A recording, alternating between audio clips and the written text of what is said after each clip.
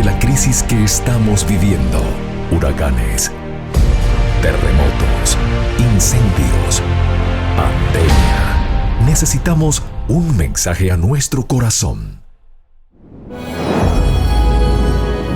Ministerio al pequeño rebaño. Reciban un saludo de parte de su amigo el pastor Miguel Tirado. Me acompaña Pastor Orlando González, y es un gozo volvernos a encontrar. Permítame invitarles para una palabra de oración. Eterno y amado Padre, concédenos hoy el poder del Espíritu Santo para poder renovar nuestra fe en ti y aprender de las experiencias pasadas.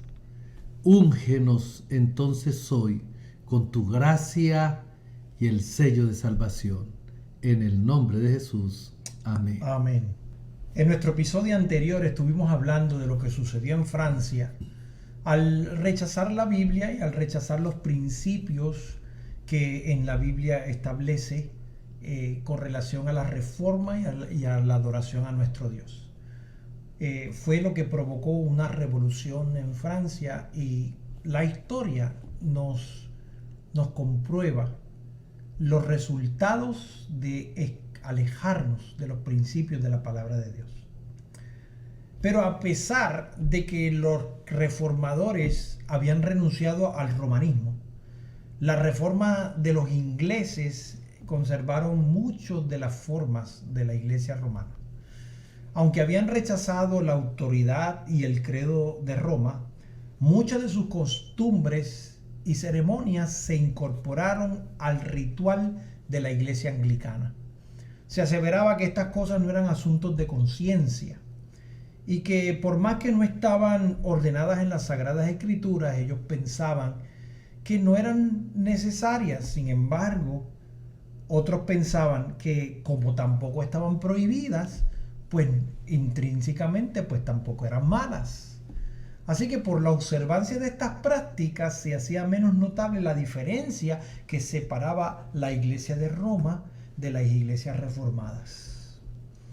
Y se procuraba a la vez promover con esperanzas de que el protestantismo fuera aceptado entre los romanistas porque las ceremonias se parecían. Para los conservadores y los partidarios de la transigencia, estos argumentos eran decisivos. Empero habían otros que no pensaban así. El mero hecho de que semejantes prácticas tendían a calmar el sistema existente entre Roma y la Reforma era para ellos argumento terminante contra la conservación de las mismas. Las consideraban como símbolos de la esclavitud, de que habían sido libertados y del cual no podían ni tenían ganas de volver. Alguien que en su palabra de Dios tiene establecidas reglas para su culto y que los hombres no tienen derecho para quitar ni añadir otras. Al comienzo de la gran apostasía consistió precisamente en que se quiso suplir la autoridad de Dios con la de la iglesia. Roma empezó por ordenar cosas que Dios no había prohibido y acabó por prohibir lo que Él había ordenado de manera explícita. Muchos desearon ardientemente volver a la pureza y a la sencillez que caracterizaban a la iglesia primitiva. Consideraban muchas de las costumbres arraigadas en la iglesia anglicana como monumentos de idolatría y no ponían en conciencia, no podían conscientemente unirse a dicha iglesia en su culto. Pero como la iglesia estaba sostenida por el poder civil, no consentía que nadie sustentara opiniones diferentes en los asuntos de forma. La asistencia a los cultos era requerida por ley y no podían celebrarse sin licencia asambleas religiosas de otra naturaleza, so pena de prisión, destierro o muerte. Así que al principio del siglo XVII, el monarca que acababa de subir al trono de Inglaterra declaró que estaba resuelta a hacer que los puritanos o se conforman, de lo contrario que fueran expulsados del país o tratados aún todavía peor. Acechados, perseguidos, apresados, no esperaban mejores días para lo porvenir, y muchos se convencieron de que para los que deseaban servir a Dios según el dictado de su conciencia, Inglaterra había sido dejado de ser el lugar habitable. Algunos decidieron refugiarse en Holanda. A fin de lograrlo, tuvieron que sufrir pérdidas, cárceles y mil dificultades. Sus planes eran frustrados y ellos entregados en manos de sus enemigos. Pero al fin triunfó su firme perseverancia y encontraron refugio en las playas hospitalarias de la República Holandesa.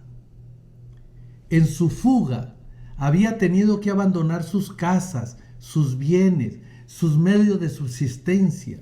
Eran forasteros en tierra extraña, entre gente de costumbre y de lenguas diferentes y de la de ellos. Se vieron obligados a ocuparse en trabajos desconocidos hasta entonces para ellos, a fin de ganarse el pan cada día. Hombres de mediana edad que se habían ocupado durante toda su vida en labrar la tierra, se vieron en la necesidad de aprender oficios diferentes. Pero se acomodaron amimosamente a la situación. No perdieron tiempo en la ociosidad ni en quejas inútiles. Aunque afectados a menudo por la pobreza, le daban gracias a Dios por las bendiciones que Él les concedía y se regocijaban de poder tener comunión espiritual sin que se les molestara. Comprendían que eran peregrinos y extranjeros y no se preocupaban mucho por aquellas cosas, sino que levantaban la vista al cielo y su anhelada patria y serenaban su espíritu en las cosas celestiales. Aunque vivían en el destierro y en medio de contratiempos, crecía su amor y su fe. Confiaban en las promesas del Señor, el cual no los olvidó en el tiempo de la prueba. Sus ángeles estaban a su lado para animarlos y sostenerlos.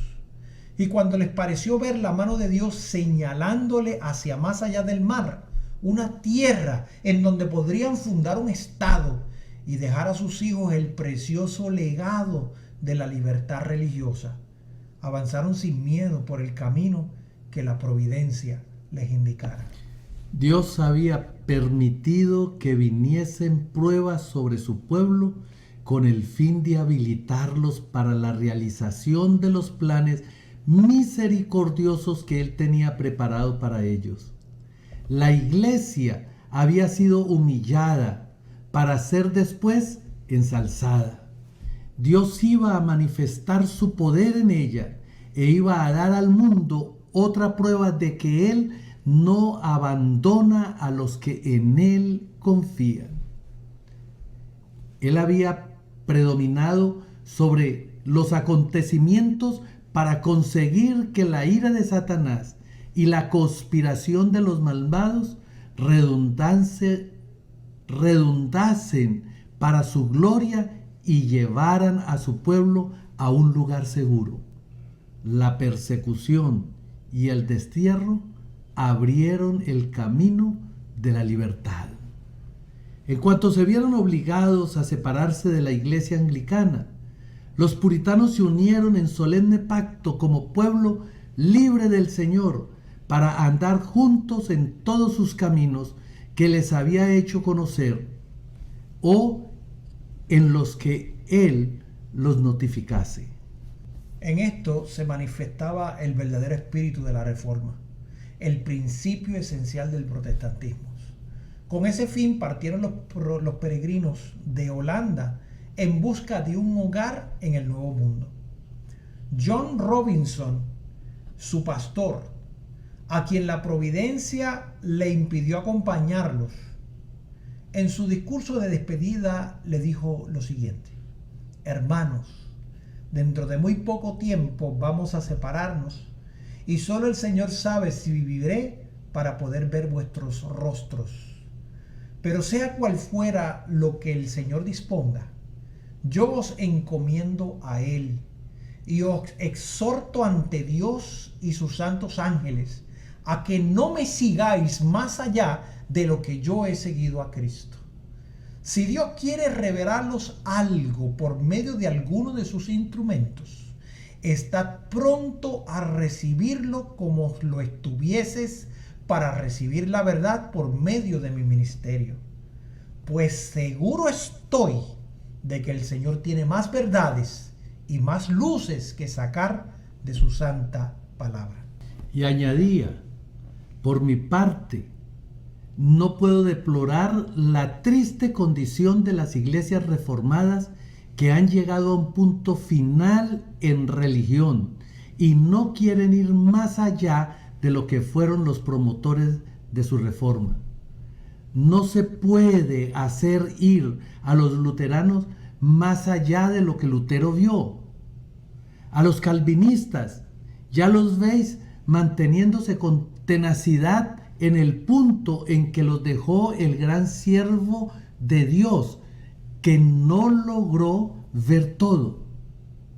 Es esta una desgracia por demás digna de lamentar, pues por más que en su tiempo fueron luces que ardieron y brillaron, no llegaron a penetrar todos los planos de Dios, y si vieran hoy, estarían tan dispuestos a recibir luz adicional como lo estuvieron para aceptar la primera que les fue dispensada.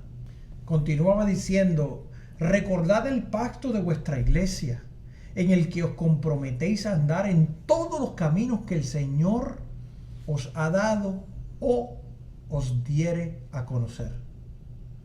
Recordad vuestra promesa y el pacto que hiciste con Dios y unos con otros, de recibir cualquier verdad y luz que se os muestre con la palabra de Dios. Pero con todo tened cuidado. Os ruego de ver que en lo que aceptáis como verdad, examinadlo, consideradlo y compararlo con otros pasajes de las Escrituras de verdad antes de aceptarlo. Porque no es posible que el mundo cristiano, salido hace poco de tan densas tinieblas anticristianas, pueda llegar enseguida a un conocimiento perfecto de todas las cosas. El deseo de tener libertad de conciencia fue lo que le dio valor a los peregrinos para exponerse a los peligros de un viaje a través del mar, para soportar las privaciones, para soportar los riesgos de las soledades selváticas y con la ayuda de Dios echar los cimientos de una gran nación en las playas de América. Sin embargo, aunque eran honrados, temerosos de Dios, los peregrinos no comprendieron el gran principio de la libertad religiosa, y aquella libertad por cuya consecución se impusieran tantos sacrificios, no estuvieron dispuestos a concederla a otros. Pero muy pocos aún, entre los más distinguidos pensadores y moralistas del siglo XVII, tuvieron un concepto justo de ese gran principio esencial del Nuevo Testamento, que reconoce a Dios como único juez de la fe humana. La doctrina que sostiene que Dios concedió a la Iglesia el derecho de regir la conciencia y de definir y castigar la herejía es uno de los errores papales más arraigados dentro de las iglesias. A la vez que los reformadores rechazaron el credo de Roma, no estaban ellos mismos libres por completo del espíritu de la intolerancia. Las densas tinieblas en que, a través de las interminables siglos de su dominio, el papado había envuelto a la cristiandad, no se había disipado del todo. En cierta ocasión, dijo uno de los principales ministros de la colonia de la Bahía de Massachusetts, la tolerancia fue la que hizo anticristiano al mundo. La iglesia no se perjudica jamás castigando a los herejes.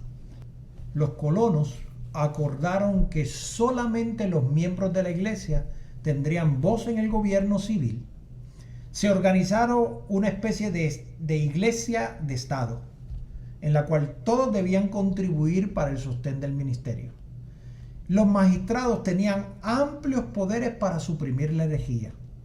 De esa manera, el poder secular quedaba en manos de la iglesia. Y no se hizo esperar mucho el resultado inevitable de semejantes medidas: la persecución. 11 años después de haber sido fundada la primera colonia, llegó Roger Williams al Nuevo Mundo. Como los primeros peregrinos, vino para disfrutar de la libertad religiosa. Pero de ello se diferenciaba que él vio lo que pocos de sus contemporáneos habían visto, a saber que esa libertad es un derecho inalienable de todos, no importa cuál fuera su credo. Él investigó diligentemente la verdad y pensaba como pensaba Robinson, que no era posible que hubiera sido recibida toda la luz que emana de la palabra de Dios. Williams fue la primera persona del cristianismo moderno que estableció el gobierno civil de acuerdo con la doctrina de la libertad de conciencia y la igualdad de opiniones ante la ley. Sostuvo que era deber de los magistrados restringir el crimen, mas nunca regir la conciencia. Decía: el público o los magistrados pueden fallar en lo que atañe a lo que los hombres se deben unos a otros, pero cuando tratan de señalar a los hombres las obligaciones para con Dios, obran fuera de su lugar y no puede haber seguridad alguna. Pues resulta claro que si el magistrado tiene tal facultad, bien puede decretar hoy una opinión y mañana otra contraria, tal como lo hicieron en Inglaterra varios reyes y reinas, y en la Iglesia romana los papas y los concilios, a tal extremo que la religión se ha convertido en una completa confusión. La asistencia a los cultos de la iglesia establecida era obligatoria, so pena de multa o de encarcelamiento. Williams reprobó tal ley. La peor cláusula del código inglés era aquella en la que se obligaba a todos a asistir a la iglesia parroquial. Él consideraba que obligar a los hombres de diferentes credos a unirse entre sí era una flagrante violación de los derechos naturales del hombre. Decía: forzar a concurrir a los cultos públicos a los irreligiosos e indiferentes era tan solo exigirles que fueran hipócritas. Ninguno, decía él, debe ser obligado a practicar ni a sostener un culto contra su consentimiento. ¿Cómo?, replicaban sus antagonistas, espantados de los principios expresados por Williams. Ellos decían: ¿no es el obrero digno de su salario? Entonces William contestaba: sí, pero cuando ese salario proviene de aquellos que quieren ocuparle. Roger Williams era una persona respetada y querida, y era reconocido como un ministro fiel, como hombre de raros dotes, de intachable integridad y de sincera benevolencia. Sin embargo, su actitud resuelta al negar que los magistrados civiles tuviesen autoridad sobre la iglesia y al exigir la libertad religiosa no podía ser tolerada. Se creía que la aplicación de semejante nueva doctrina alteraría el fundamento del Estado y del gobierno del país.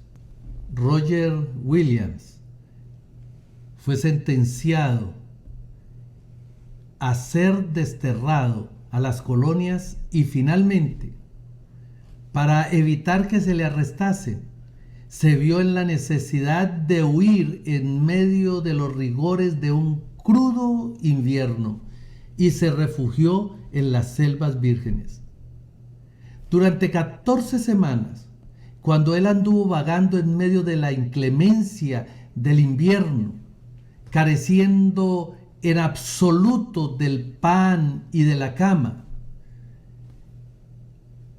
él dijo que los cuervos le alimentaron en el desierto y en el hueco de un árbol le servía frecuentemente de albergue.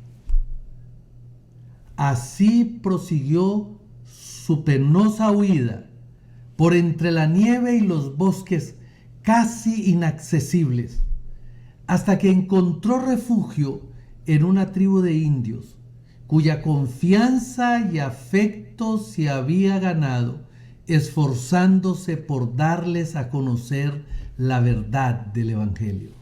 Después de varios meses de vida errante, llegó al fin a las orillas de la bahía de Narragansett, donde echó los cimientos del primer estado de los tiempos modernos, que reconoció en el pleno sentido de la palabra los derechos de la libertad religiosa. El principio fundamental de la colonia de Roger Williams era que cada hombre debía tener libertad para adorar a Dios según el dictado de su conciencia. Su pequeño estado, Rhode Island, vino a ser un lugar de refugio para los oprimidos y siguió creciendo y prosperando hasta que su principio fundamental, la libertad civil y religiosa, llegó a ser la piedra angular de la República Americana de los Estados Unidos de Norteamérica. En el antiguo documento que nuestros antepasados expidieron como su Carta de Derecho, la Declaración de Independencia, declaraban lo siguiente: sostenemos como evidentes estas verdades, a saber que todos los hombres han sido creados iguales, que han sido investidos por su Creador con ciertos derechos inalienables, que entre estos están la vida, la libertad y la búsqueda de la felicidad. Y la Constitución garantiza en los términos más explícitos la inviolabilidad de la conciencia. No se exigirá examen alguno religioso como calificación para obtener un puesto público de confianza en los Estados Unidos. El Congreso no dictará leyes para establecer una religión, ni para estorbar el libre ejercicio de ella.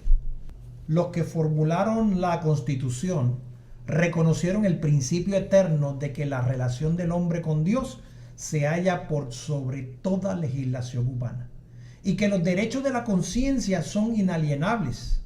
No se necesitaba argumentar para establecer esta verdad, pues la sentimos en nuestro mismo corazón. Fue ese sentimiento el que, desafiando las leyes humanas, sostuvo tanto a mártires en tormentos y llamas. Reconocían que su deber para con Dios era superior a los decretos de los hombres y que nadie podía ejercer autoridad sobre sus conciencias. Es un principio innato que nada puede desarraigar.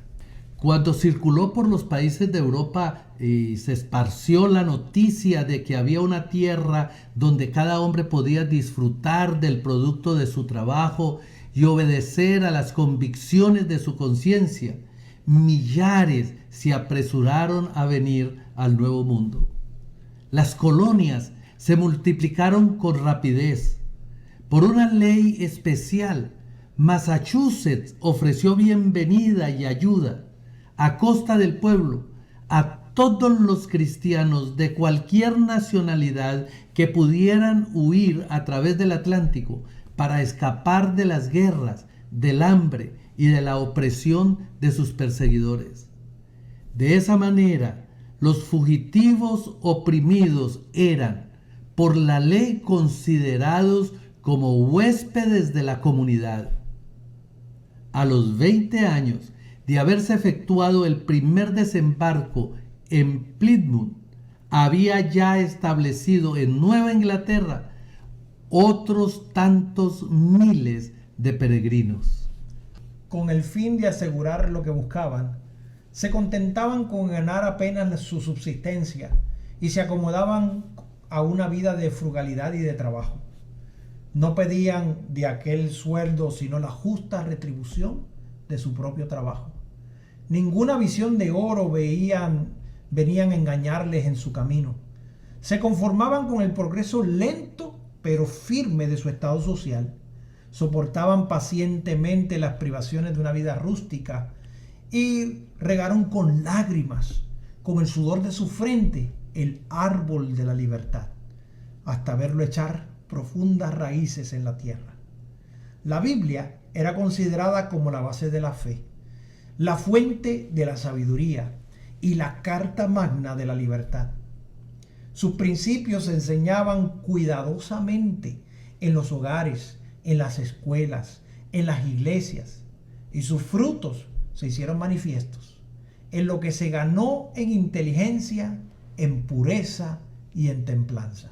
Podían vivir por años entre los puritanos sin ver un borracho, ni oír una blasfemia, ni encontrar un mendigo. Quedaba demostrado que los principios de la Biblia son las más eficaces salvaguardias de la grandeza nacional. Las colonias débiles y aisladas vinieron a convertirse pronto en una confederación de estados poderosos, y el mundo pudo fijarse, admirado en la paz y en la prosperidad de una iglesia sin papa y de un estado sin rey. Pero un número siempre creciente de emigrantes arribaba a las playas de América, atraído e impulsado por motivos muy distintos de los que alentaran a los primeros peregrinos. Si bien la fe primitiva y la pureza ejercían amplia influencia y poder subyugador, estas virtudes se iban debilitando más y más cada día en la misma proporción en que iban en aumento el número de los que llegaban guiados tan solo por la esperanza ventajosa de asuntos terrenales. La medida adoptada por los primitivos colonos de no conocer voz ni voto ni tampoco empleo alguno en el gobierno civil, sino a los que fueran miembros de la iglesia, produjo resultados perniciosos. Dicha medida había sido tomada para conservar la pureza del Estado, pero dio por resultado la corrupción de la iglesia. Siendo indispensable profesar la religión para tomar parte en una votación o para desempeñar un puesto público, muchos se unían a la iglesia tan solo por motivos de conveniencia mundana y de intrigas políticas, pero no habían experimentado un cambio de corazón. Así llegaron las iglesias a corromperse y en considerable proporción estuvieron llenas de gente no convertida. En el ministerio mismo habían quienes no solo erraban en la doctrina, sino que ignoraban el poder regenerador del Espíritu Santo. De ese modo quedó otra vez demostrado que el mal resultado que tan a menudo comprobamos en la historia de la iglesia, desde el tiempo de Constantino hasta hoy, que da el pretender fundar la iglesia valiéndose de la ayuda del Estado y el apelar al poder civil para el sostenimiento del Evangelio, de aquel que dijo: mi reino no es de este mundo. El consorcio de la iglesia con el Estado, por muy poco estrecho que sea, puede en apariencia acercar el mundo y la iglesia, mientras que en realidad es la iglesia la que se acerca al mundo. El gran principio que defendieron tan notablemente Robinson y Roger Williams, de que la verdad es progresiva y de que los cristianos deberían estar prontos para aceptar toda la luz que proceda de la santa palabra de Dios, lo perdieron de vista sus descendientes. Las iglesias protestantes de América, lo mismo que las de Europa, tan favorecidas al recibir las bendiciones de la Reforma, dejaron de avanzar en el camino que ellas les había trazado. Si bien es verdad que de tiempo en tiempo surgieron hombres fieles que proclamaron nuevas verdades y denunciaron los errores tanto tiempo acariciados, la mayoría, como los judíos en el tiempo de Cristo, o como los papistas en el de Lutero, se contentaban con creer lo que sus padres habían creído y con vivir como ellos habían vivido. De consiguiente, la religión degeneró de nuevo en formalismo, y los errores y las supersticiones que hubieran podido desaparecer de haber seguido la iglesia avanzando en la luz de la palabra de Dios, se conservaron y se siguieron practicando. De este modo, el espíritu inspirado por la Reforma murió paulatinamente, hasta que llegó a sentirse la necesidad de una reforma en las iglesias protestantes, tanto como se necesitara en la iglesia romana en el tiempo de Lutero. Se notaba el mismo estupor espiritual y la misma mundanalidad, la misma reverencia hacia las opiniones de los hombres y la sustitución de teorías humanas en lugar de las enseñanzas de la palabra de Dios. La vasta circulación que alcanzó la Biblia en los comienzos del siglo XIX y la abundante luz que de esta manera se esparció por todo el mundo no fue seguida por el adelanto correspondiente en el conocimiento de la verdad revelada, ni en la religión experimental. Satanás no pudo, como en las edades pasadas, quitarle al pueblo la palabra de Dios, que había sido puesta al alcance de todos. Pero para poder alcanzar Satanás su objetivo, indujo a muchos a tener la Biblia en poca estima.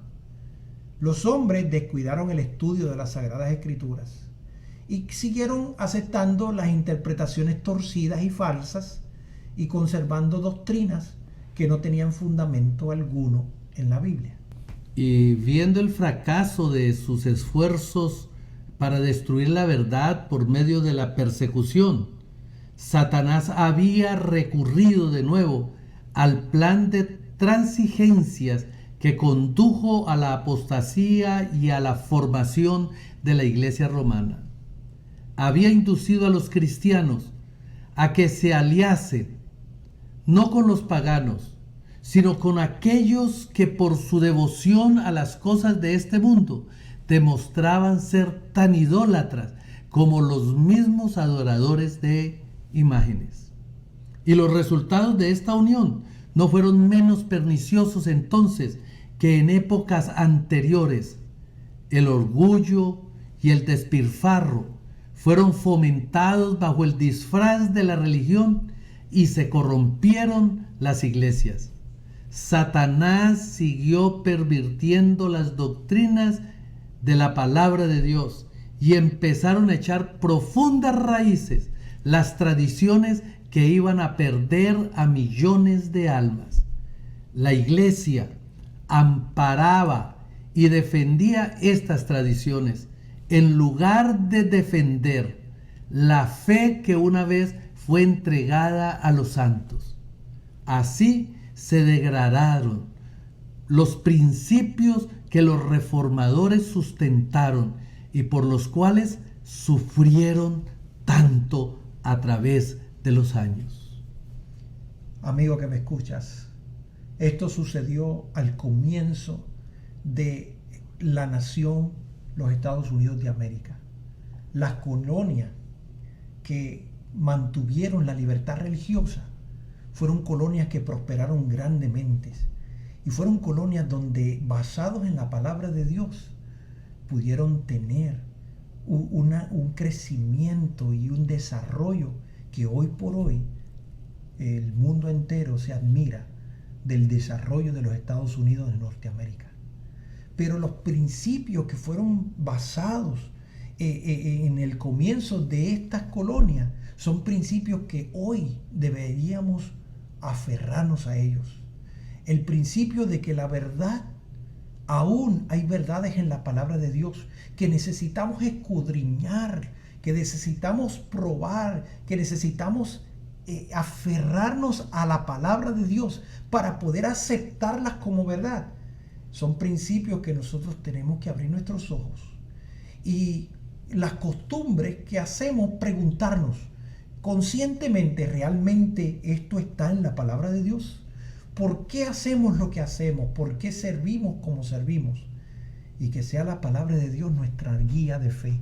Yo te invito a que hagamos de la palabra de Dios nuestra regla de fe y que nos aferremos a ella, que prestemos atención, que le dediquemos tiempo, que la enseñemos a nuestros hijos y que sea Dios mismo el que nos dirija en nuestro caminar.